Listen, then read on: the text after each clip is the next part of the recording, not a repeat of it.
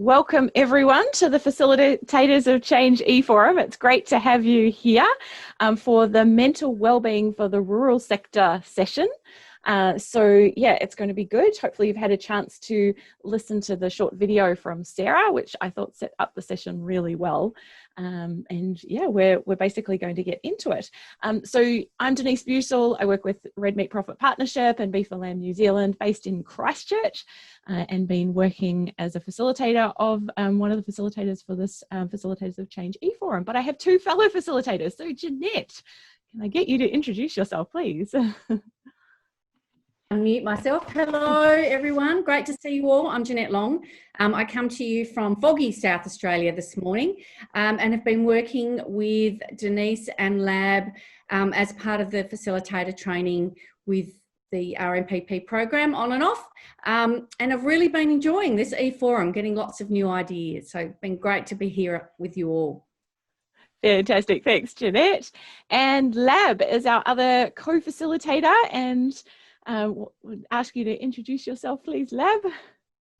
Hi, good morning, everybody. I probably know most of you. The usual suspects are here. But for those of you that haven't met me, I've been involved with RMPP for the last 3.5 years, mainly to do with the lead facilitator course, which is the setting up facilitator course for all of our facilitators. And it's great to see what people are doing with some of this stuff and the leaps and bounds that they're taking ahead. So I've been really enjoying these as well. It's been a learning curve for all of us, but it's been a lot of fun. So looking forward to today. Cool, that's great. Thanks, Lab. And Sarah Barr, coach with Coach Approach, rural coach. Can you say hi and introduce yourself, Sarah? It's great to have you for this session. Hi, Denise. Thank you. Yeah, I'm looking forward to sharing some of what I've learned along the way supporting our rural communities.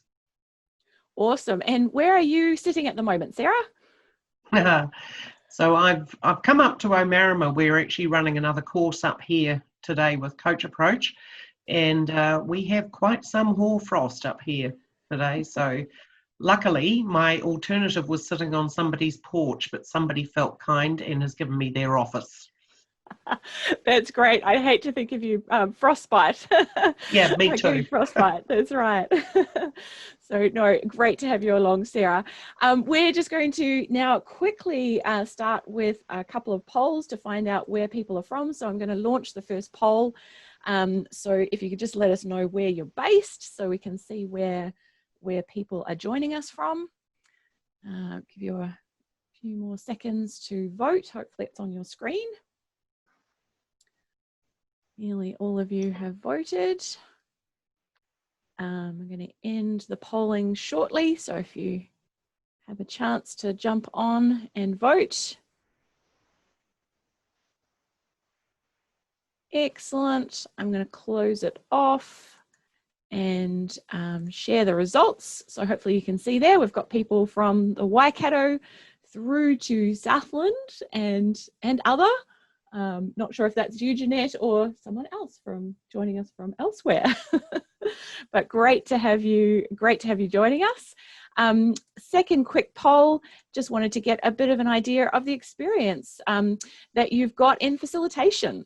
So if you can jump in and give us some indication of your experience in facilitation. A few more of you left to vote. Couple more seconds. Going to finish it off there, and I think, yeah, again, a bit of a variety of people on the call, which is great to see, from very experienced through to no experience. So welcome. It's great to have you here. So Jeanette, I'm going to hand over to you. Thanks, Denise. Okay, so just a few little tips for using Zoom. I'm sure you're all getting quite good at it these days, but if you can keep yourselves on mute, that would be great.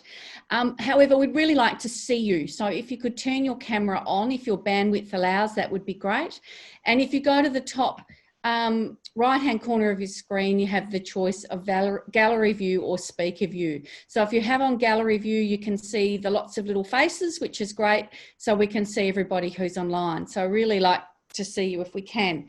We have Tech Dusty and Tech Ben who are online to help us. So if you have any queries or any questions that you would like to ask in terms of technology, you can privately chat Tech Ben or Tech Dusty. They do a fantastic job of keeping us going.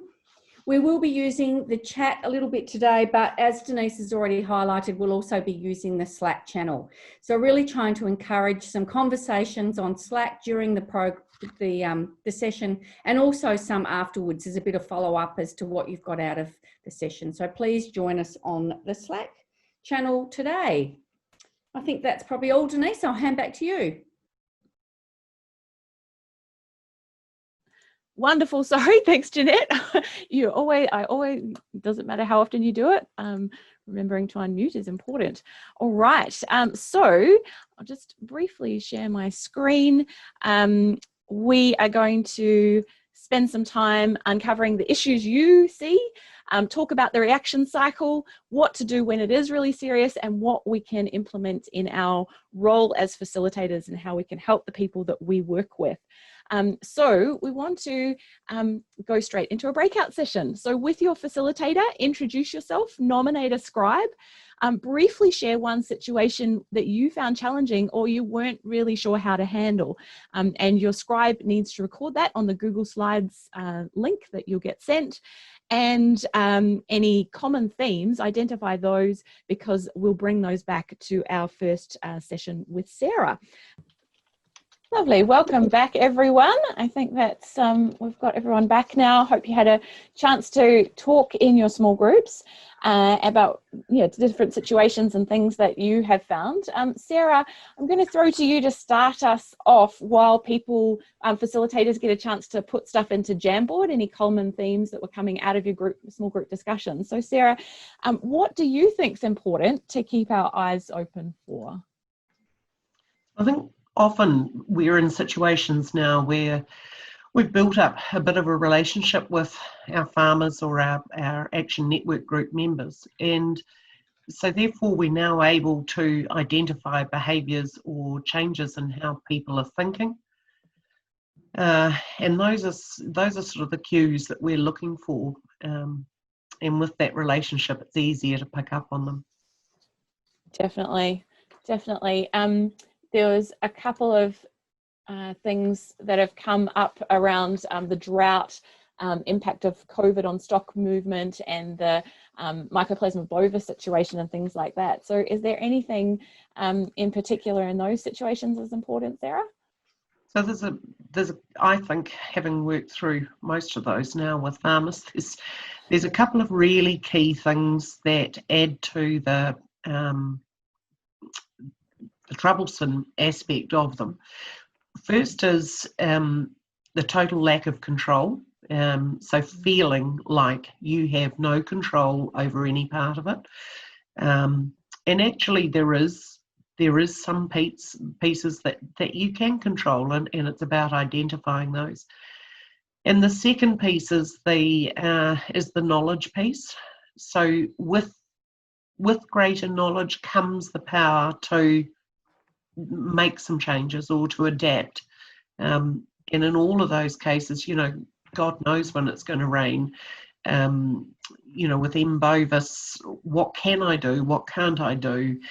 The information's fed through piecemeal. I'm not getting all the information I need. So I think those are the two key factors that impact hugely in those sorts of situations.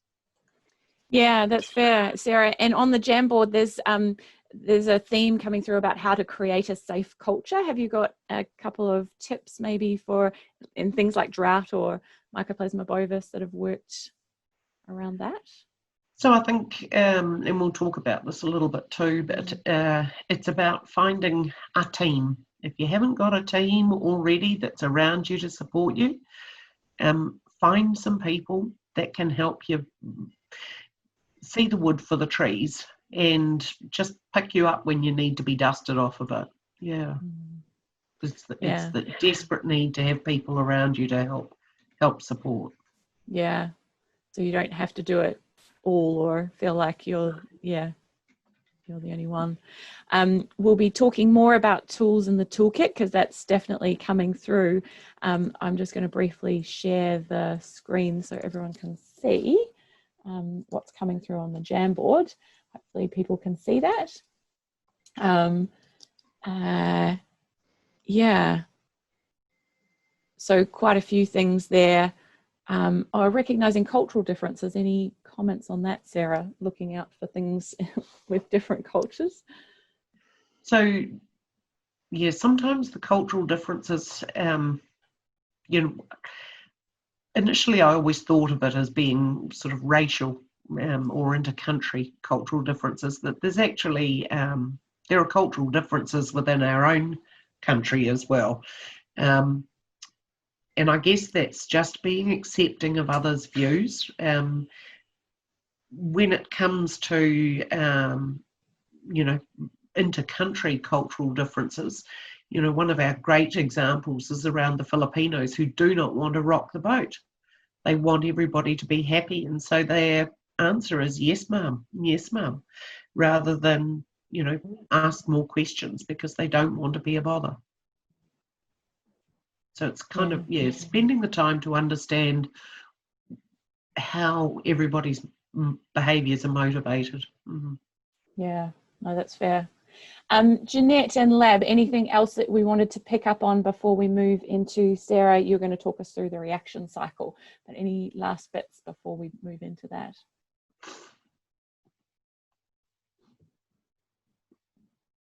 I don't think so, except there's quite an emphasis on, what do we do? How can we help? And also,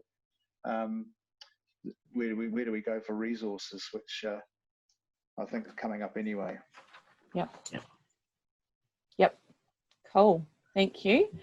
So please, everyone, jump into Slack, because if there are other things that come up, we'll be going through the Slack channel as well. But Sarah, I'll get you then to move into talking about the reaction cycle, just to help us understand what's useful. And so Ben is going to throw up some slides. Is that right?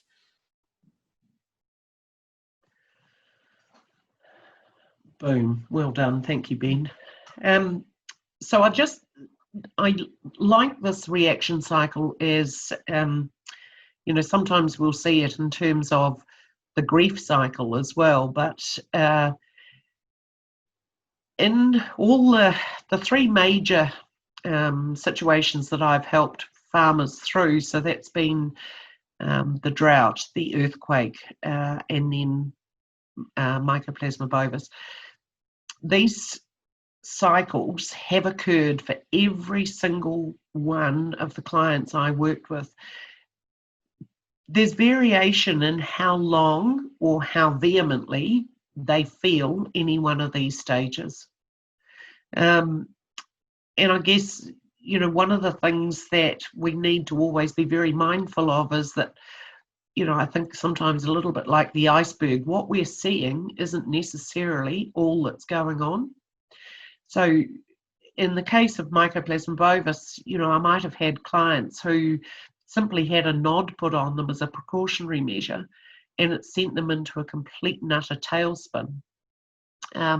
Whereas somebody else who was having a herd depopulated, yes, it caused anxiety, but they seemed to cope with it a whole lot better. So without exception, they go through all these phases, but they might dance backwards and forwards a little bit, depending on how we handle each of these phases. So very clearly, earthquakes, bovis, the shock is enormous. And I remember farmers telling me after the earthquake that they spent the first 2 or 3 days just wandering around, kind of not knowing what the hell to do, where to start. And then there was a lot of anger. The roads weren't allowed to get through their roads. The authorities came and told them what they could do, and they weren't mindful of farmers' needs. So, some of them then got bogged in the anger piece and didn't move forward. I think the key piece is about information. So this applies in the drought as well. And some of that information will come to you externally. Some of it will come through your own work. Understanding what tools you do have at your disposal. So thinking about the circle of influence, the circle of control, the circle of concern. Lots of things will concern you in the drought, not least of which feeding your stock, not least of which being the extra costs that your business is incurring trying to cope with this. There's not a lot you can do about the weather, but how you choose to respond and your ability to respond will come from the work that you put in beforehand. So, we've worked for farmers in the past who have always kept 2 years worth of feed on hand. For North Canterbury, that didn't work so well because they'd used the second year and in year 1. They still had year 2 and 3 to go in their drought. But constantly evaluating your position and knowing where you're at and what tools and levers you have at your disposal will make a difference. So being fully informed is really important. The anger and the fear usually hang around a bit longer if we haven't got the knowledge.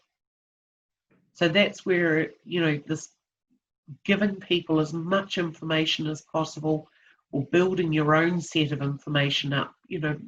Beef and Lamb Dairy NZ have done an awesome job through this North Island, I'll call it North Island drought because predominantly it has been, with their feed budgeting service.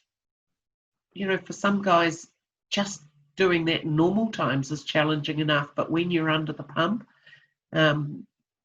that ability to think clearly can be compromised. You also, if you're doing it in your own head, you can kind of sway the answer to suit your need. I don't want to get rid of all my capital stock. Yeah, I reckon I've got enough feed. Some of the things that the North Canterbury guys learned during the drought was altering the mix of their trading enterprises so that they weren't so hamstrung by the attachment to their breeding stock. So they increased their trading component. People will come through it. Some will take longer than others. But I think it's about working with the facts and making some decisions, even if they're tiny decisions, they will help move you forward. It's like people who are actually suffering depression. You just get them out of bed in the morning and they make the bed. There's a great video from the Navy SEALs. If you achieve nothing else today, you did make your bed. But often when you make one small step, you find the next one's just that little bit easier. And I think absolutely having the team around you to support you is critical. And the time to build that team is before you need them. The teams may look different for different people, spouses, partners, your banker, your farm consultant. But if you haven't got that team around you, who else can you look to? And the Rural Support Trust is a great conduit to, either have the talk to put things in perspective, or connect you with people that actually can help meet your particular need. So with the reaction cycle, it's kind of, for those of us around you, it's about understanding where you're at. And yep, Vivian's just popped up. It's about the listening, and it is absolutely about that. It's being really comfortable in silence, because we all know that farmers are not they're not that great at bearing their chests, physically maybe, mentally not so much. Sitting there in silence and ensuring that they're aware that you've got the time that they need is absolutely critical. And, you know, looking out for the signs of change, you know, changes in behaviour. You will all have developed quite strong relationships with, you know, your clients, your Action Network group members. And you might see at different times that they're not behaving quite the way they normally do. Might be just a temporary thing. But you are only seeing the tip of the iceberg, because we were just talking offline before about the imposter syndrome. We do a bloody good job at hiding how we're feeling.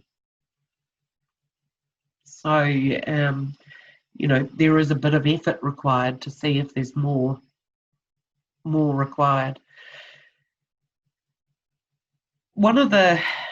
Two of the factors really that lead to people's different responses to adversity are their lenses, their filters that they look through. So our lenses are created by the experiences that we've had,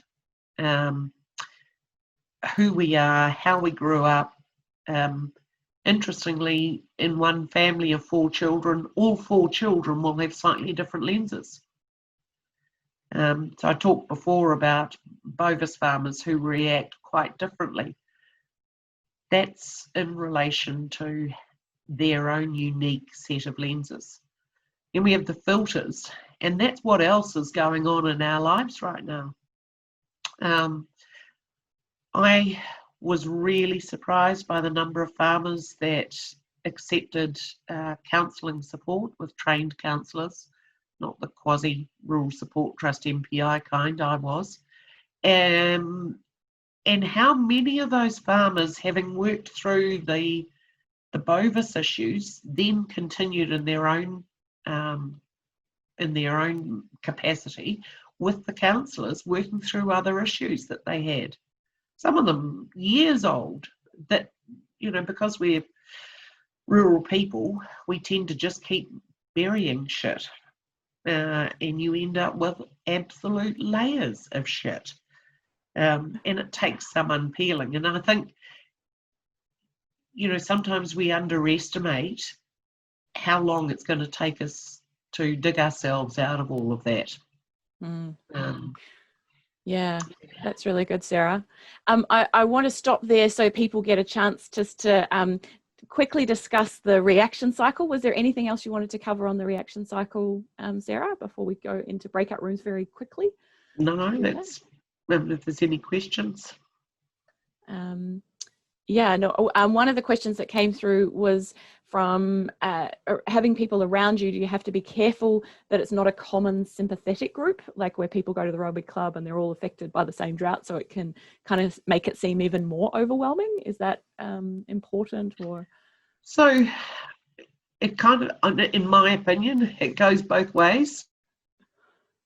Assuring to know that I'm not doing this on my own, but if you're doing it a bit harder than you may seem to be, then you come away thinking, well, why the hell am I doing it so much harder? So I think sometimes the social support can be a bob each way, if that makes sense. Yep, no, that's fair. What we're going to do is just take a brief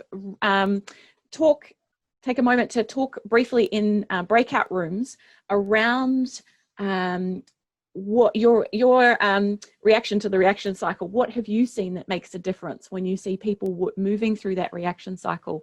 What have you as facilitators seen that make a difference? So we're going to send you into breakout rooms just for a couple of minutes to talk about that reaction cycle. And if you have any questions, chuck them either into chat or into Slack. And the slide is in Slack and the instructions are in Slack. So head into your breakout rooms just for a couple of minutes. Welcome back, everyone. Great to see that you have been jumping into Slack. I'm just going to bring that up so you can see if you're not already in there. There's some great stuff in there about what helps people, or what makes a difference moving through that reaction cycle, being able to make decisions, not going into defense mode, holding the space, and unconditional support without judgment. That came through quite a lot.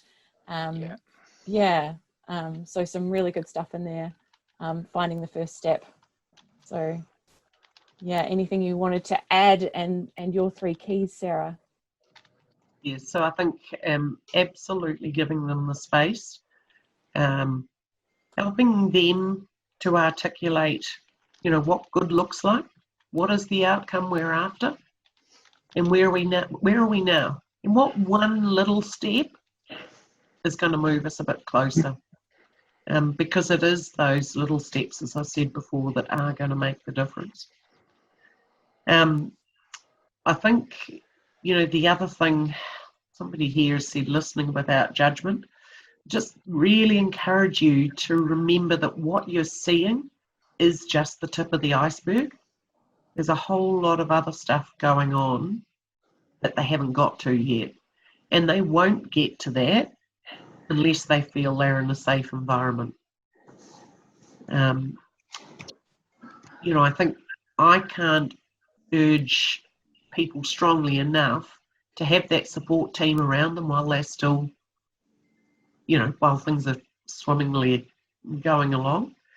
One of your tech guys, we've got the building resilience, the purpose, plan and team piece. I put on there, on this slide, the Te Whare Tapawha, which is the Jury model for wellbeing. And it talks about the spiritual, physical, mental, emotional, family and social, and the land and roots that are all required to live a balanced and purpose-filled life. And often when we put under pressure, one of these things will disappear. And I guess the piece that I most often see disappear is the family and the social aspect, that people start withdrawing. I remember doing a drought visit in North Canterbury, and the woman came round the side of the house and she was feeling very pleased with herself because she'd just got her husband off the farm to play golf, and she'd been so worried about him. And I said, that was awesome. And how was she feeling? And with that, she just completely disintegrated. So, she was feeling isolated by him. She was trying to keep everything together. But she didn't have a social network supporting her either, because she'd been so busy looking out for everybody else. And I think, we've got to remember that there is others around that may equally be suffering. You'll see on the right-hand side of the slide, these 3 things are the things that I have seen time and time again have made a difference to how people cope with adversity. So firstly, that they're living their purpose. They are doing something that is their why, that, I exist because this is what I was born to do. Aren't I lucky? So, that's really a great place to start. They've also got a plan, and I don't mean one of those plans in the head, because farmers are notorious for having a plan kept in their head, and they adapt the plan depending on the circumstances. I didn't quite make it, but that was because, and then the final and most important piece is this team, and having the team around you to hold you accountable to your plan, to check in with you that, you are feeling fulfilled by what you're doing. And that's where I think Action Network groups have been such an awesome innovation, because there's such a supportive network encouraging people to get better, to stretch themselves a bit further. And I think that, that's absolutely vital. However, with the best of intentions, we find sometimes that people just aren't coping. And what do? In the early stages, so we're just trying to work out what is going wrong. It might be, is everything okay with you? I've noticed you're not quite yourself. And usually you'll get, yeah, no, I'm fine. No, seriously, things don't look like they normally look. How are you doing? And then silence. Use silence. The funny thing is it'll make them more uncomfortable than you, and they'll want to fill it. So people, are never quite sure if you actually want to know what's going on or not. If somebody's said to you, I'm actually really struggling, if you're in the middle of a group, it might be a bit hard to pick it up there. What does the group feel? Do we want to keep this discussion going now, or should we pick it up offline after? Often when somebody is feeling depressed, they don't want to share that burden with somebody else. It feels terrible to them, and to share that burden with somebody else in their head means that they're, sending the other person into the same terrible space. So it takes quite a lot of courage. And I think, it's really important to give them the space and to acknowledge the courage that it took to say something. Don't be distracted. So if you're there and you're having the conversation with them and they're bearing their soul, if you have to put off another appointment, say, look, can we just pause for a moment? What we're doing here is really important, but I need to put off an appointment I had. And don't be put off by them at that point. They'll say, no, don't worry, no, we'll get through it. Good body language and eye contact. Be empathetic, but not sympathetic. I can see that this is taking a really big toll on you. And then, once you have that comfort, they've got something out, ask them what's the one thing that's causing you the most anxiety at the moment. In the drought, it might be, that I can keep funding the boarding school fees, or it might be that I can feed the animals.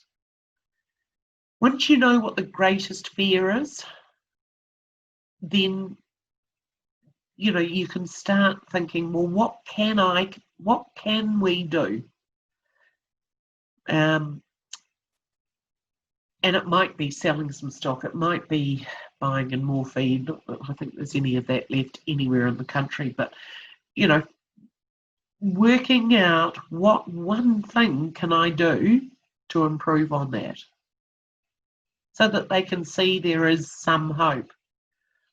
One of the things that in Viktor Frankl, in his Meaning for Life, talks about having hope. Being given hope and then having it taken away is worse than never having the hope in the first place. We want to make sure that whatever we do, we leave our client in control. So the worst thing you can do is take over their problem and fix it. You've got to help them find the fix themselves. Because once you start taking over control, you render them even more impotent than they're already feeling. Yeah.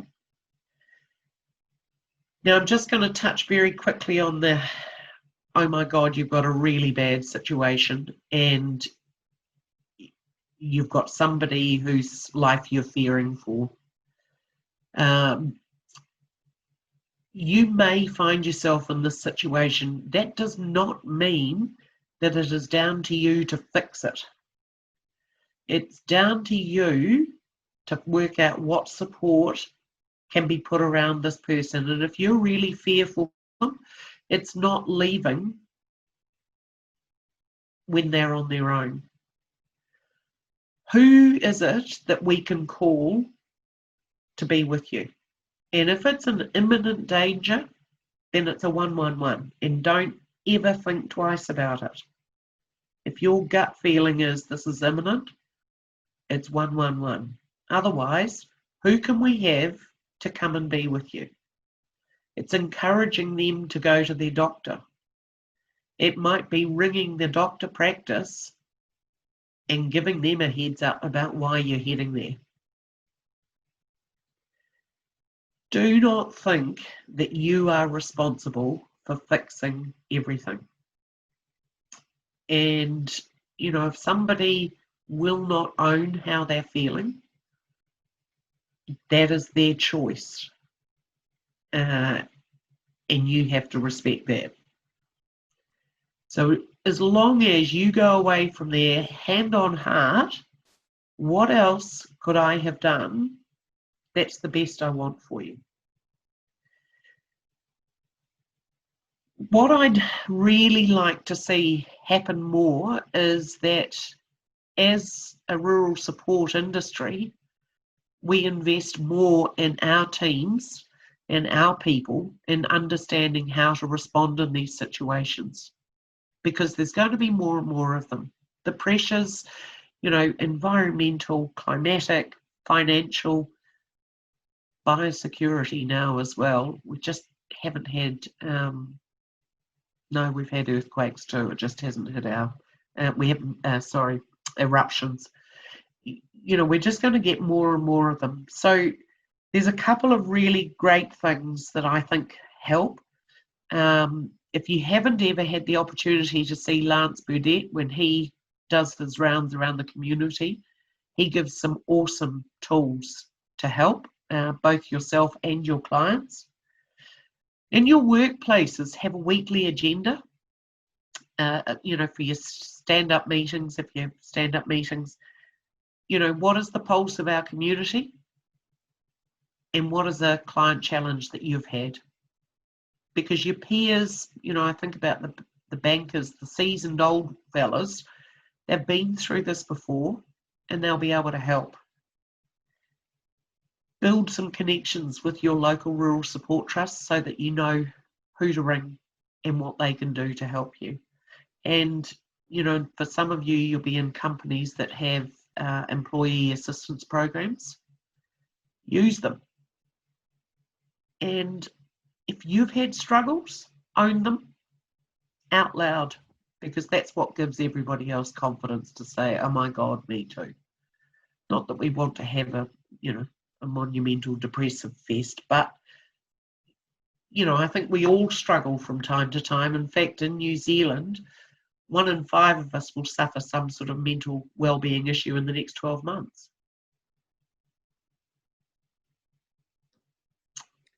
Thank you, Sarah.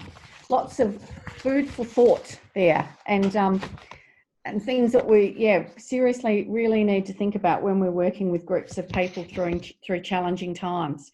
So what I'd like to do now is send you off into your breakout groups once again to have a discussion this time. About what you can implement in your workplace. So your facilitator will help you with that discussion, and I think we've only got about 5 minutes or 6 minutes to do this, so I'm not going to talk anymore.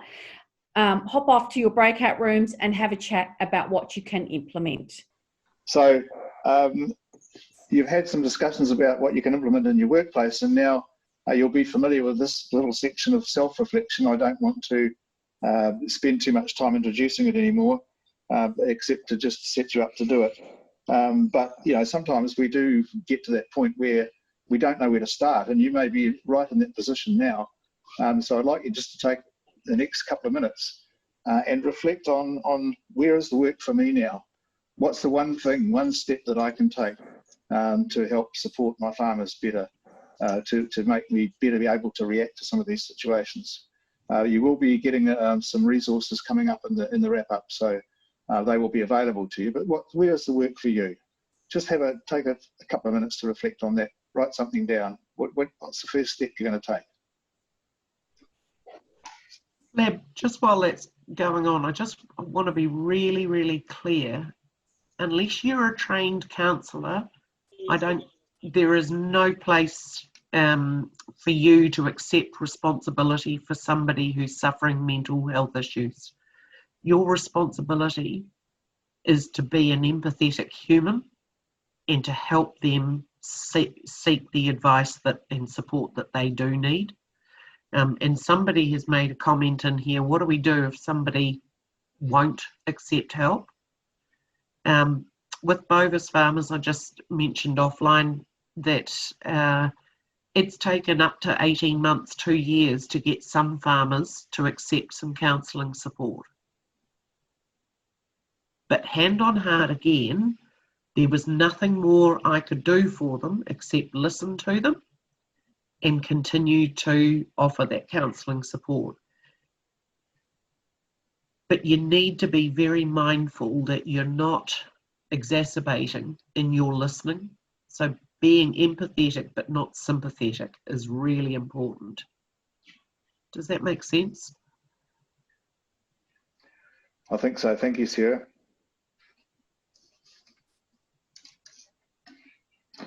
Just one word of warning that while we're all reflecting, that if you do start talking to somebody, everybody else can hear you.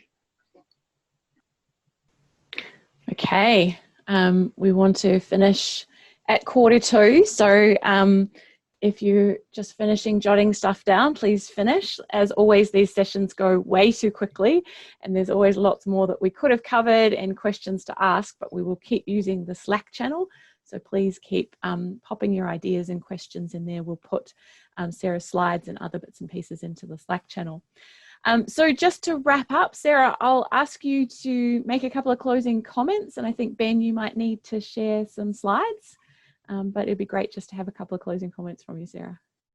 Okay, so there's just a couple of things. So firstly, here I've put together some resources that I think are really useful. 1737 is available 24/7, text or phone, for you or anybody else. So if you think, holy crap, I don't know what to do for this client, I need to check in and understand whether what I'm doing is right, use them. Use your EAP. But down the bottom, you'll see that I've added the book Perform Under Pressure by Dr. Kerry Evans. Some of you may have heard him when he did his 2 webinar series with Beef and Lamb. And the red and blue brain model that he has built, I think is just awesome. A super simple way of understanding how people think.